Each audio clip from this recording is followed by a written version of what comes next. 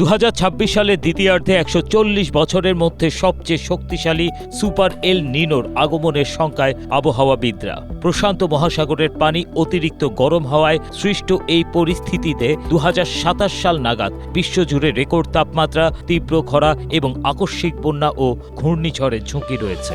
বাংলাদেশ সহ দক্ষিণ এশিয়ায় এর প্রভাবে চরম আবহাওয়ার শঙ্কা করা হচ্ছে। এল নিনো আসলে কি? প্রশান্ত মহাসাগরের মধ্য ও পূর্ব অংশে সমুদ্রের উপরিভাগের পানি স্বাভাবিকের চেয়ে উষ্ণ হয়ে উঠলে তাকে এল নিনো বলা হয়। এই অবস্থায় তাপমাত্রা স্বাভাবিকের চেয়ে কমপক্ষে 0.5 ডিগ্রি সেলসিয়াস বেশি থাকে।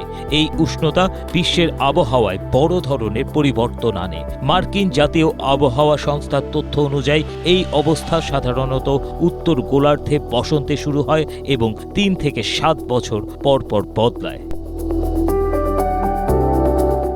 বাংলাদেশ ও দক্ষিণ এশিয়ায় এর প্রভাব সবচেয়ে বেশি পড়তে পারে গ্রীষ্ম ও বর্ষা মৌসুমে। এতে তাপপ্রবাহ দীর্ঘ হতে পারে, বর্ষা অনিয়মিত হয়ে যেতে পারে, আবার হঠাৎ অতিবৃষ্টির ঘটনাও বাড়তে পারে। এর ফলে ধান, সবজি ও অন্যান্য ফসল উৎপাদনে চাপ পড়তে পারে। একই সঙ্গে পানির সংকট, জলাবদ্ধতা, রোগবালাই এবং বিদ্যুতের বাড়তি চাহিদাও দেখা দিতে পারে।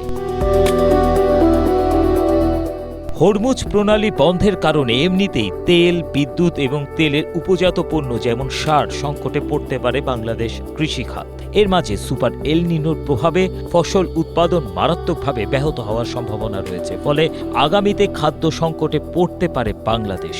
এছাড়া দীর্ঘ তাপপ্রবাহ, অতিবৃষ্টি, অনাবৃষ্টি সহ নানা প্রাকৃতিক দুর্যোগ সাধারণ প্রান্তিক মানুষদের দারিদ্র্যের শেষ সীমায় পৌঁছে দিতে পারে।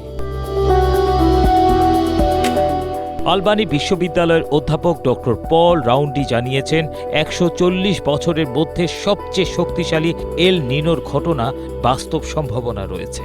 এটি হবে অত্যন্ত শক্তিশালী এল নিনো, যা এ বছর বিশ্বের জলবায়ুতে বড় প্রভাব ফেলবে। আর বাংলাদেশের জন্য এটি তৈরি করতে পারে এক ভয়াবহ মানবিক বিপর্যয়। ABM Asaduzzaman, Asia post.